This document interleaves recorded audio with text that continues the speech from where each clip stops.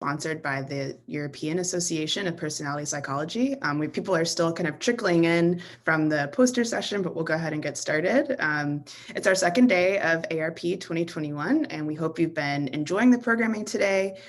In this session, Veronica Bennett-Martinez and Jaap Danissen will be talking about diversity and inclusion and personality psychology in the European context. So take it away. Well, first of all, thank you, Joanne and Aranda, for, as chairs of the conference, for organizing an amazing conference. I've been listening to some of the talks and participating in some of the discussions. And so Jaap and I are very excited to have an opportunity to share with you the European perspective. And we'll be taking turns in sort of going through the ideas we want to share with you. I'm Veronica. Hello from sunny Barcelona. Jaap is from probably a little less sunny, but equally beautiful Netherlands. And we have basically some challenges, some points to discuss that we consider challenges that we share with EAPP, but some that we think are unique to our association. So we really hope that by the end of our presentation, the audience will help us basically deal with some of, generate ideas for some of those challenges, and also, of course, comment on any of the material for the presentation. So here's the outline for our presentation. First, we will basically share with you what our association aims are when it comes to diversity and inclusion. Jaap will take over next and basically will tell you about the huge amount of cultural, economic, political diversity we have in Europe across countries and within countries. And then I will talk about what all of this could possibly mean for doing personality work in Europe. We will then move to section 4. The typo there should be, there's 2 sections 3, sorry, that's my mistake. Section 4, which is basically, we'll share with you what are currently some of the association's efforts in improving diversity and inclusion. And then we'll finalize the presentation with some discussion points. So I think next is Jaap. Yeah, also from my side, thank you for having us, for allowing us to share our perspective. I think Spain is a little bit sunnier indeed than the Netherlands. Yes, well, if we talk about the European perspective, we have to ask the question, what is Europe in the first place and why should you care? Because many of you are not from Europe, some of you are, and I recognize also some of the faces in my gallery. So hi, everybody. Now, this is the European continent. You see on the left side the geographic boundaries. So Europe begins somewhere in Russia at the Ural Mountains. And then it's also cut off by the Caucasus Mountains in the south. And then the Mediterranean also defines the border. And then, of course, you have the European Union, which is on the map of the right side. You see the blue countries, the dark blue countries are currently in the EU. The light blue countries, they want to be in the EU, so they have officially applied. And the red country has unfortunately left us. That's Great Britain, of course. And you see already from this map that the convergence between the geographical boundaries and the political boundaries are not perfect. For example, Turkey is on the application list, but large parts of Turkey are not on the European continent. But Europe is really much more, and that's also why the European Association of Personality also has this scope beyond Europe. So this is from our mission on the website. Everybody can take a look. And on the mission, you see that we are dedicated to promote personality psychology in Europe, but also beyond. So I hope to take you all with us on this perspective, because it's really not about Europe per se. It's about personality psychology in Europe, perhaps sometimes from a European perspective, but with broad applicability to global issues and global topics. Now, our mission includes diversity. Already on our statement on the website, you see that we have this overall goal of promoting personality psychology, but we emphasize that we want to obtain diversity within the association. And we also want to facilitate a supportive and inclusive environment for our members. who might also have diverse backgrounds. And the way we see diversity is multifaceted. So this is again from our website, but now with different things highlighted. So we approach diversity from, for example, geographic perspective, but also social group perspectives such as gender, career status, ethnicity, sexual orientation, religion, and also methodological and thematic diversity. This is also valued in our association.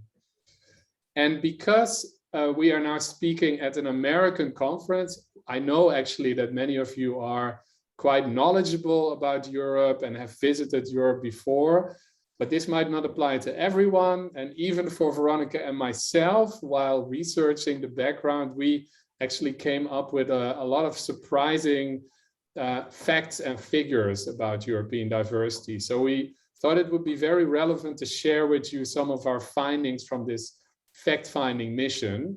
So here's the population. On the left side, you see the world's population, and this is one of the graphs that I really like because it morphs the world, the size of the countries in correspondence to the population. So it's a very intuitive and visual guidance to see where most of the people on the world map live. And you see, if you look at this graph, for example, India is much bigger than it appears on a geographical map. And then somewhat in the middle, in the center, a little bit on the left, and the upper part, you see Europe. And that part is zoomed out on the right panel of this slide. And there you see Europe. And as I said, the bigger blobs are the bigger countries where more people live. You see that Germany is very prominent, France, and Russia is on the right side. The orange map, the orange country, it's actually also very big, of course, but compared to the geographical size, it's a little bit smaller than you might think. And Scandinavia is up there. You might ask, what happened to Sweden? What happened to Norway? They're actually quite small if you look at the population. Now, this, of course, is very relevant for our benchmark of what constitutes a representative membership. And this is a kind of a pie graph, and I'm afraid that you cannot really read everything, but if you see the big parts of this pie are the countries where we have a lot of our members from. And you see that it starts on the right top part of the pie, and then you see Germany is the biggest part of the pie. Then comes a big part of the pie. It's constituted by various other countries. So the countries that we are now not labeling specifically, they are still together constituting a big part of our membership. And then the US is actually the third largest group. So we are very happy that we are not just European in this regard, but also we are welcoming many members, probably many people that are present here in our membership. And then it goes on, Netherlands, Turkey, United Kingdom, etc. And from this graph, we draw the conclusion that we are a little bit, or perhaps very much so, overrepresented in Central Europe. So Germany, Switzerland, the Netherlands, those are countries from Central Europe. And we are actually struggling with some degree of underrepresentation in, for example, Southern and Eastern Europe. And as I already mentioned, we do have members also from Canada, we do have members from China, Turkey, the US, but still from this analysis, we draw the conclusion that we really have to become more diverse. But this is only diversity in terms of countries, but as I promised, we have more ways that we want to approach the topic of diversity. And one of them is language. Here you see on the left side, the languages of Europe. Now, I won't list them all because you see that all these different words on the map, they are actually all different languages. And you can easily infer from this that we have quite a bit of a language heterogeneity. The red parts of the map are the Roman languages. So they derive from the Romans, for example, Italian, French, Spanish. But then within Spain, you have different languages even there. Like you have Catalan, which is a different language. In Italy, you have different languages, for example, Venetian, and then in the Germanic language block, Germany, Holland, etc. You also have different languages like Frisian, and then the blue parts are the Slavic languages. And then you have some languages that are less easy to classify, Finnish and Hungarian. Now that's all nice maybe, but you might wonder, well, how many people of Europe speak English? And that's on the right side. And here you see a geographical depiction of where in Europe you can just have a conversation with people on the street, for example. And it's very striking that this also hugely differs. So in the Netherlands, where I'm from, you can basically go everywhere and you would be able to strike a conversation with a random person, even a person who does not have a lot of formal education, for example. But as you can see in other countries, this is relatively different. So Europe also differs in this respect. Now we come to religion. And on the left side, you see the different religious denominations. Here are also different colors. They refer to different religions.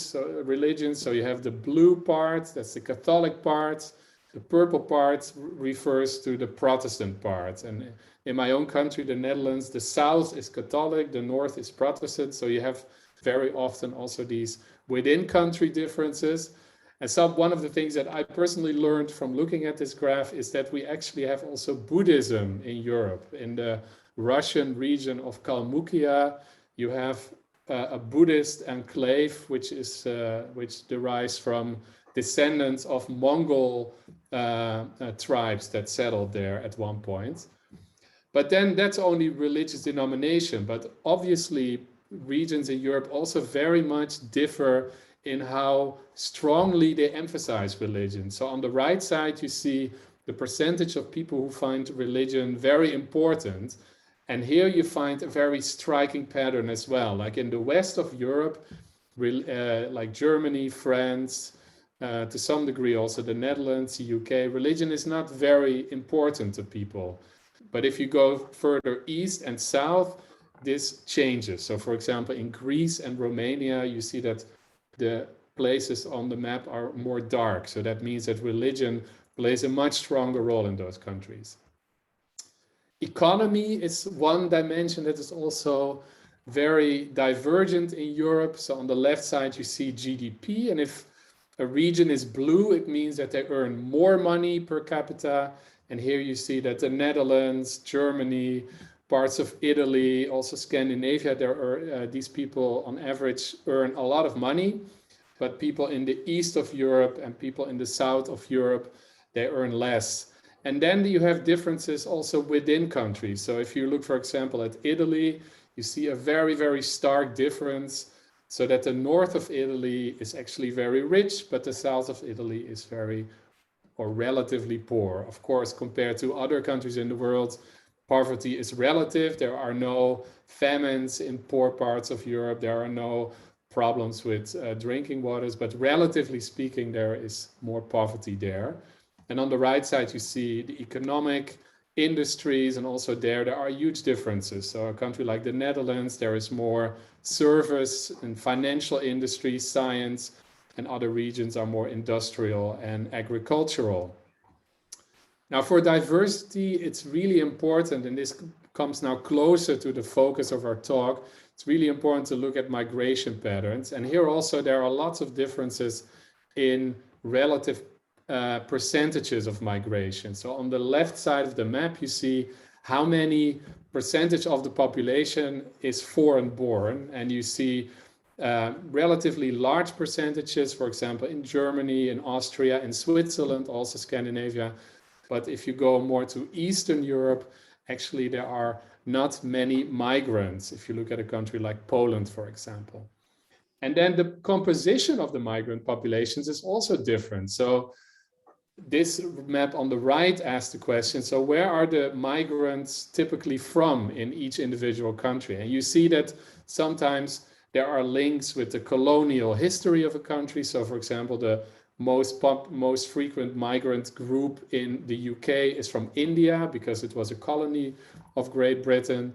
And sometimes the links are more regional. So sometimes the neighboring countries, they migrate to each other. For example, in Ukraine, the biggest migration group is from Russia.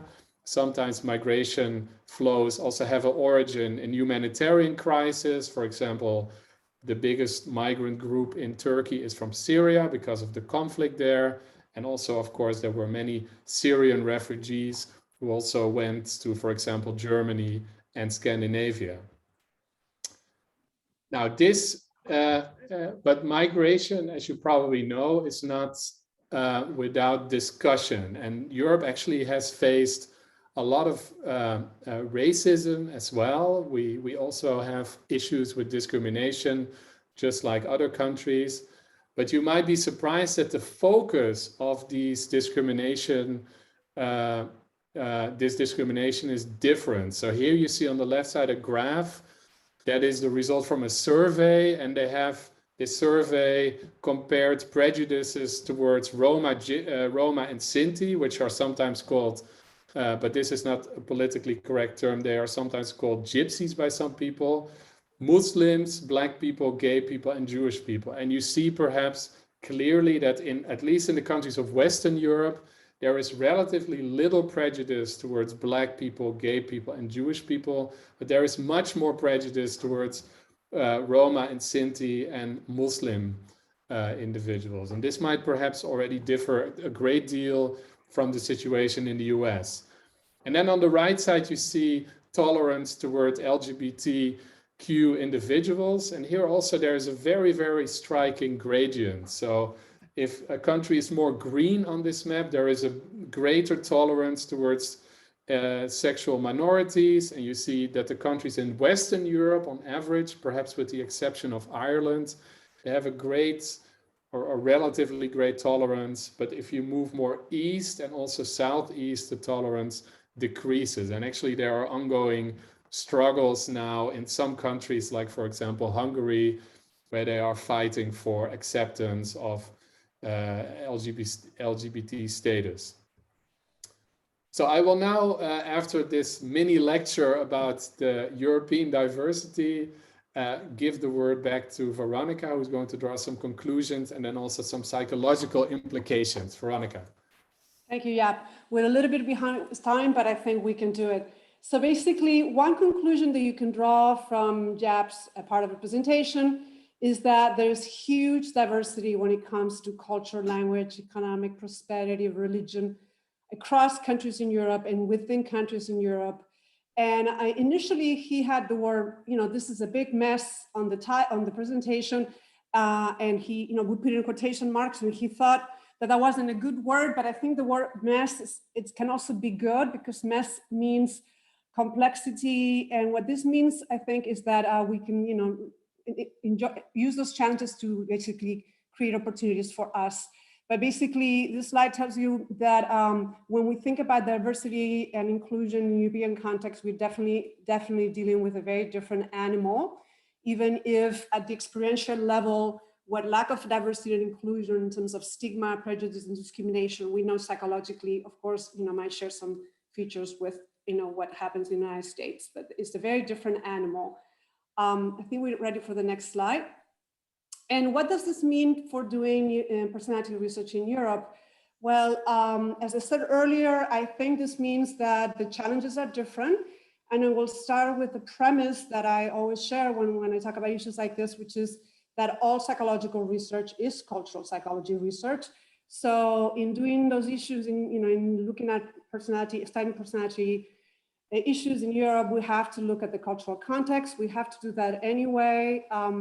The goal, we personality psychology are the discipline. We're very proud to basically say, and it's true, that we are the only discipline within psychology that really looks at the individual as a whole. And that means that we need to pay attention to the cultural context. And the second point, I wanted to add 3 other basically side points that, you can add to the presentation if you want. They're sort of more like points to the second point. And the first one is then when we ask authors and, to basically explain the cultural context of what they're studying in looking at personality, oftentimes we have a double standard where we will ask researchers, working with underrepresented samples, looking at, issues that have, that are, different from the mainstream culture. We ask them to explain what that context is and how it contributes to personality psychology. when in fact, we never asked researchers, reporting results and doing studies with the sort of more traditional European Protestant white samples to do that. So I wanted to point that the double standard exists. I've made this point many, many times in my talks and, as an editor, which is also to not ask authors to submit their work to specialty journals. We don't have a specialty journal for the Journal of White, of European American Studies or American Studies. And the reason we don't have those journals is because I guess all mainstream journals in a way have been their journals. So we should not ask, minority researchers to submit the work to minority journal, we should include it. And basically when looking at what culture means, it's not just, of course, nationality or cultural values. The paper by Cohen and others and American psychologists years ago made the point that cultural psychologists have definitely really taken seriously. And I know that some personality psychologists are also taking this very seriously, that culture is also gender and socioeconomic status, religion, geography. We have some of the best work today done in geographic psychology within the field of personality psychology, the work of Jason Renfro and Shigeo Ishii and Fritz are doing excellent work. So personality psychology is actually putting cultural psychology in the map again as a field that, that is thriving and growing. And we should pay attention to issues of intersectionality too. I wanted to put in a plug for our sort of newish official journal of the European Association of Personality Psychology, which is Personality Science. If you haven't read the editorial by John Roundman, please, drop everything you're doing and read that editorial. It's called United in Diversity. And this is a journal, again, a newish journal, basically official of our association, that has in its mission to very, very much welcome submissions from all, every part of the world, across no geographic boundaries, but also disciplines from economics, from the humanities. And it has specific sort of policies and methods to facilitate that. So please, if you haven't yet, check out this journal. And I wanted to conclude this slide by basically saying that when we, and I know the ARP is on board with this like us, when we do research that is more inclusive in terms of all those different forms of culture, we're not only doing better science that is also more generalizable, but it's also more fair, because I think moral concerns are also important. We cannot be doing this research that only speaks to some people. Yap, if you want to go to the next slide, I wanted to, basically the last question in the previous slide is asking, but can we speak of a European personality psychology or European cultural psychology? And the answer is kind of yes and no. We took it to heart to really answer this question a couple of years ago when we put together the special issue in the Journal of Cultural Psychology. And the answer basically was that kind of there isn't or there wasn't, because intergroup relations research in Europe is so strong, it's even stronger than the United States. And they claim that they've been doing cultural research because for them, looking at culture is basically just looking at different groups, which I think is a very limited view. This is all of you do here doing cultural psychology. You know that you cannot just look at cultural processes as different, groups, differences between groups. But basically two conclusions, and also because cultural psychology having till very recently very much represented for historical disciplinary reasons as comparison between the United States and Asia. This has to do historically again due to the wonderful work, foundational work by Hazel Marcus and Shinobu Kirayama and all their postdocs and students, and people that have worked with them. But basically this issue, there are two main conclusions I just wanted to point out. The first one is that when you try to do cultural psychology in Europe, you need to pay attention to the uniqueness of European context and some recent phenomena, has been happening in Europe that has to do with the secessionist movements, Brexit, independence for Catalonia, the humanitarian crisis with, the influx of refugees, the economic crisis, how it affected very, very much some parts of Europe more than others, which led to a crisis of European identity, etc. Another key finding and basically the articles in this issue basically show that you cannot do cultural psychology research in Europe if you don't pay attention to the uniqueness of European context.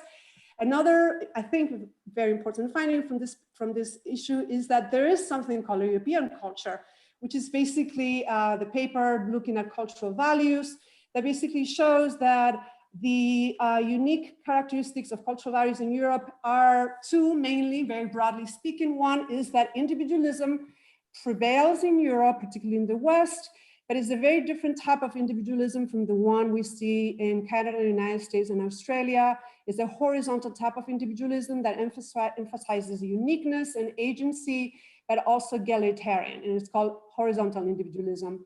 A recent paper published actually in a political science sociology journal that I came across recently looks at this more closely. This is for those of you who are not familiar with the European value survey data. I know some of you here are actually very familiar with this. One nice thing about doing this kind of work in Europe is that we actually have so many data sets in Europe: the European Value Survey, the European Social Survey, the World Value Survey, the Eurobarometer. So those of you out there who are interested in those data sets, there's a website that tells you about all those different data sets and include not only Europe, but other parts of the world. But basically, another finding is that within Europe, variation in values is higher than any other part of the world. So Egelhard and others already concluded that, again, within Europe, variation in values is huge. And yet there is a cluster of values that really define Europe. Again, this sort of horizontal individualism and value of democracy. You still can find those four clusters very quickly: the Protestant West, the Catholic West, the former ex-communist West, and then the Orthodox East. So you can see here how political and religious dimensions kind of mixed up and generate those clusters. I'm ready for the next slide. And I wanted to finish this part of the presentation before we get to the challenges very quickly by basically getting, I'm a cultural personality psychologist, so I cannot help myself by telling you that if you're going to do this kind of work in Europe and anywhere else, you have to pay attention to some very exciting new developments. Some of them are a little less exciting. And I know that some of the presentations that I saw today in the symposium about the Big Five across cultures are a very good example of how studies are going beyond West-East comparisons to look at the Middle East, North Africa, Levant, Africa, South Africa, etc. So lots of exciting research within personality psychology, looking at other cultures besides America and Asia. Next slide. Yeah, we can go to the next slide if you want. Yeah, I'm pushing the button. Okay, another one, it's a point that I was hoping to make with less, with a little bit more time, which is, and I know that this is an ongoing discussion, is called, how should we conceptualize culture? We're doing personality work. We need to stop thinking of culture as an independent variable and personality as a dependent variable, because culture and personality mutually constitute each other. And also culture is not a trait. So basically the slide, the picture on the left portrays the way culture's been mostly defined by a lot of cross-cultural psychologists and a lot of personality psychologists, which is culture as a hardware, different people in different cultures. You can say culture A, has the Windows operating system. Culture B is more of an, iOS, and individuals internalize a pretty cohesive and consistent, set of representations of those cultural values that they take with them everywhere. When in fact, all the research coming from cultural psychology in the last 5 years, and I really encourage you to read this paper by, in an annual review of psychology paper talking about all of this, culture are more like apps. So basically, most individuals these days belong and have been exposed to multiple cultures. Even if they don't identify as multicultural individuals, they have internalized values and knowledge and elements from other cultures in the everyday. And those are basically schemas that they can access to and use in the same way that when I'm in the United States, I download all those apps for how to drive around LA, which I don't use when I'm back to Spain. I don't even own a car. So basically we're constantly internalizing, aspects of other cultures, and we should stop thinking about culture as a trait or hardware more as a set of apps. I think the next slide brings the point home and basically tells you also that the emphasis on cultural differences is still there, is a very important goal, because till recently we had this emphasis and this kind of urge to catalog cultural differences. Let's just look at the entire world and find out all the differences. But that emphasis, which I don't want to make, to dismiss it, but I kind of stopped being of interest of mine a while ago, 5 years ago, more or less.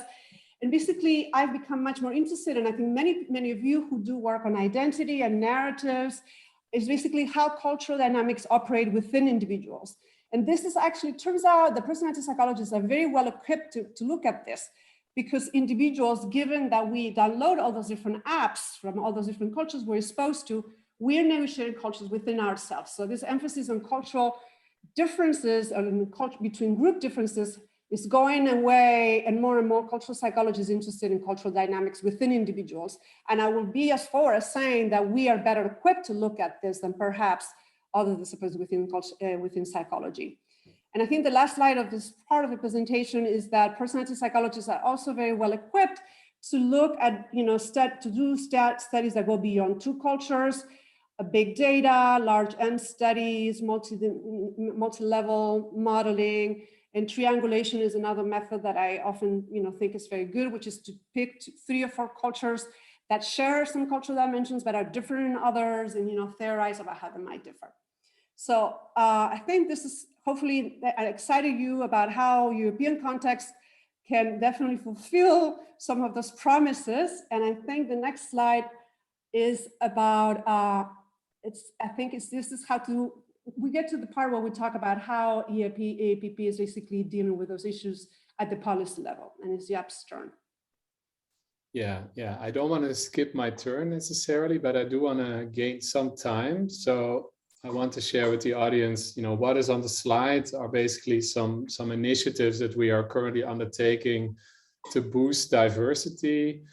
But I think we can actually fast forward to the challenges, because in many of those initiatives, we are struggling with undercurrent topics that are, related to questions of how do we value diversity, right? If you have an award, for example, how do you determine who wins the award? Are you, and what happens if the award goes to people from the same country year in and year out? And how do you allocate stipends to different people from different backgrounds? And I've just told you that there is a lot of heterogeneity in Europe. There is a lot of diversity. So how do you take these things into account?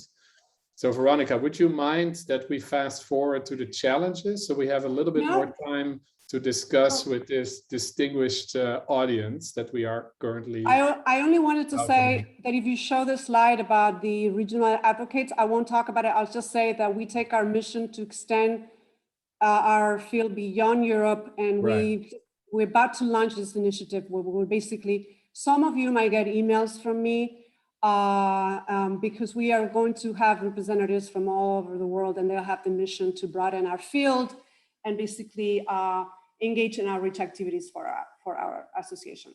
Yeah. Okay, great.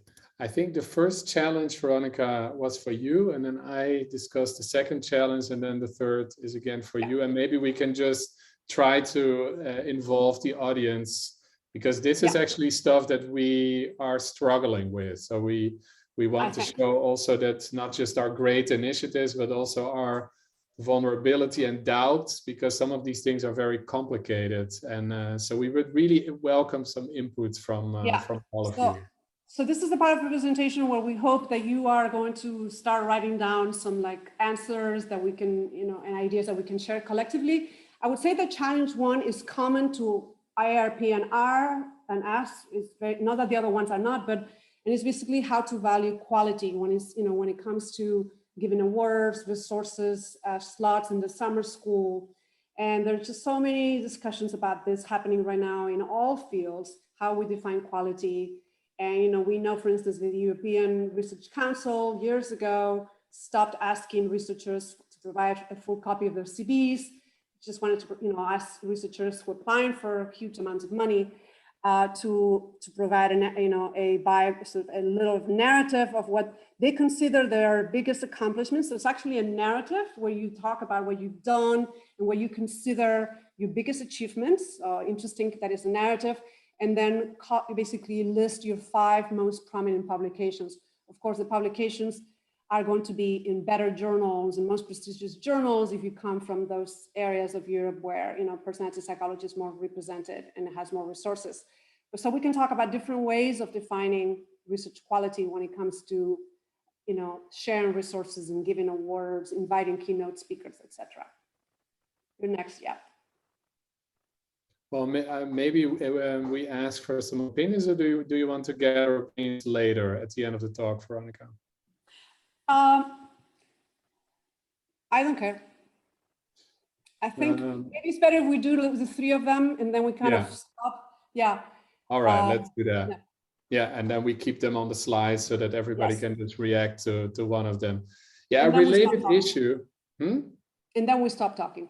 Yeah, then we stop talking. Yeah, a related issue is the issue that there are these huge regional imbalances. And yeah, there are decades of study in, for example, economics have already focused on this, that there are regions in, for example, in Europe, but also in the US that are seen as very dynamic, very innovative, like New York City, for example, or the Bay Area. And these regions, they kind of have a self-perpetuating vibe around them. So they attract people that are ambitious, that are highly skilled, and then that influx from those people generates even more growth. And this is in some sense also a little bit true for some of the regional classes of research. Like, for example, Germany is a very, very strong country in personality psychology. And I think we would all agree that, that is actually something we should all aspire to have the highest amount of quality. But what does it mean if there is a trade-off, right? So, for example, if we want to organize a grant writing workshop, do we then select for CVs so that we maybe have only participants from like privileged regions? And or if we don't want to do that, how do we want to develop alternatives? So can we, for example, come up with like investment schemes that make for a more equal distribution of knowledge, for a more equal distribution of resources? This is a really, really tricky dilemma, which has not really been solved for economic issues, but we are looking for ways that maybe we can contribute to some resolution in the area of, for example, knowledge exchange. So how can you promote, for example, exchanges of knowledge? How do you make sure that things that are invented at a very prestigious university or very prestigious region or a new statistical skill, that this is distributed more equally so that we can all benefit, instead of this somewhat monopolistic attitude towards maybe knowledge, that we were maybe in the past more keen on keeping the knowledge, keeping the advantage for ourselves. How can we promote this attitude of sharing this more diversely? And then this third topic, Veronica. So this third topic relates to how we can identify those emancipatory struggles within Europe, which they're going to vary for the reasons we shared with you earlier, because different countries that have very different speeds in how they basically have handled diversity and inclusion and the rights of gays and lesbians to marry or to even be open. And so we also think that we need to be careful to not import some of those issues from the United States. So when you think about Black Lives Matter, it's a hugely, hugely global issue in the sense that everyone's been paying a lot of attention to the way it has been unfolded in the United States, although of course it speaks of issues that are relevant to many other racial minorities across the world. And yet there are particular issues happening in Europe that not enough attention is being paid to. Maybe, Yab, you want to finish with the slide you had next. Yeah, one of the things that is very striking, for example, that the Black Lives Matter discussion started in the US, and then it became a hugely global phenomenon. And there were also demonstrations, for example, in the Netherlands, and they were really widely supported. But what did strike me is that, for example, even last month, there was a very similar case in the Czech Republic. And you see here a picture of a Czech policeman kneeling down on the neck of a person from the Roma minority. And actually nobody seems to notice. So sometimes I do get the feeling that we are paying attention to certain aspects of diversity more than others. And this is, I think, a very important struggle and challenge also. So how do we devote enough time and attention to struggles that are happening in places of the world that are perhaps less focused on in mainstream discourse. Yes. And we can finish now the presentation. Joanne is also reminding me that we really literally have only 3 minutes left. I don't know if that means that this, the Zoom meeting will just close down or not, but we just wanted to see if there were comments. We still have 4 minutes. Some comments from the audience.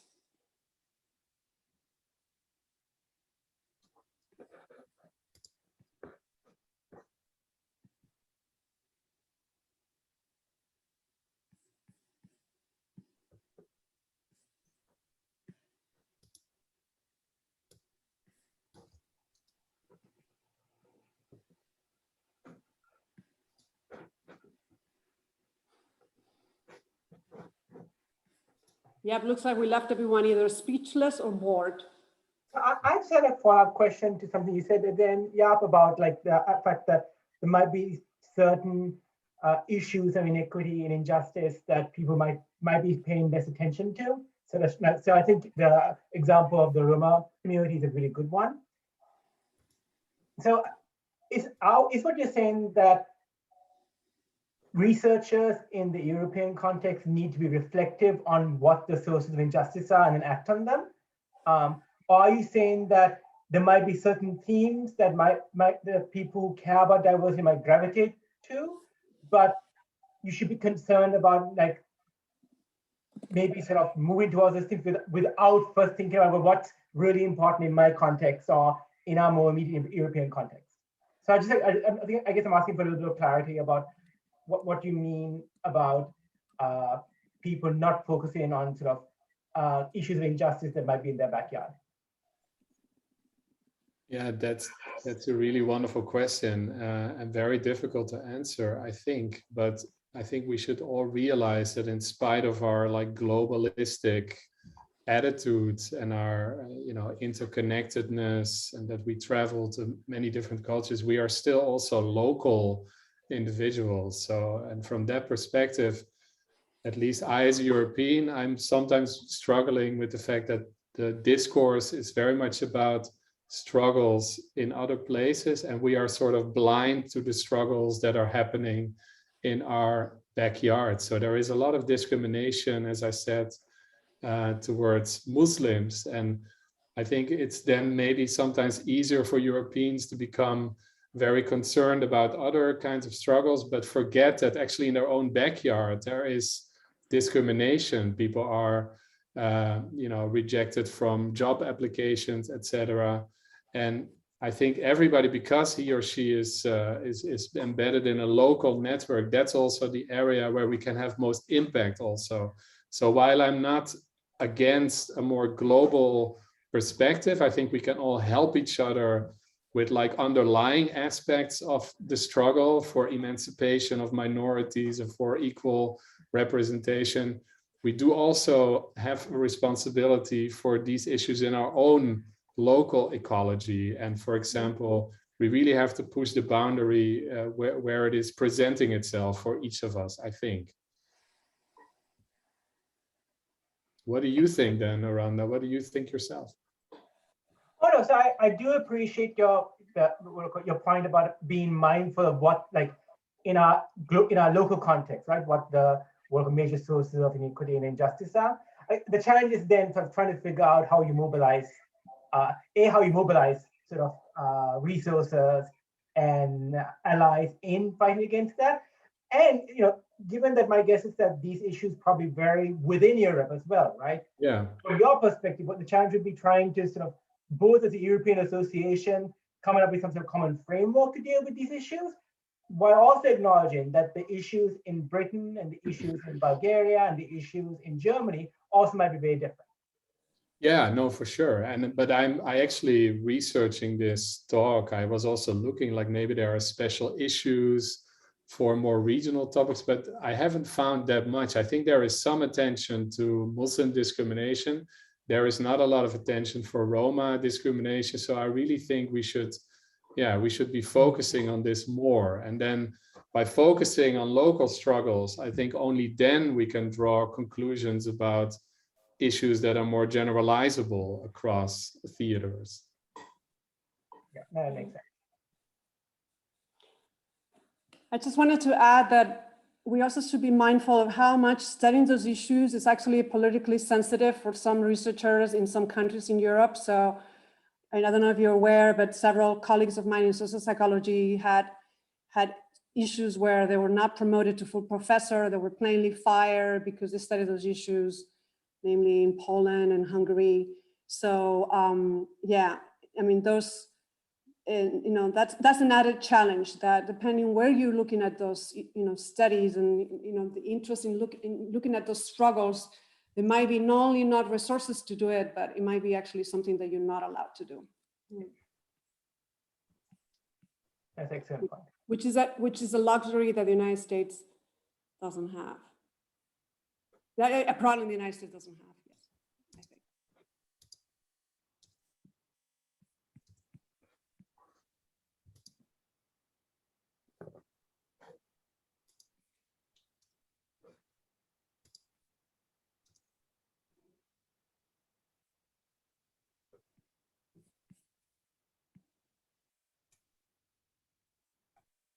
All right.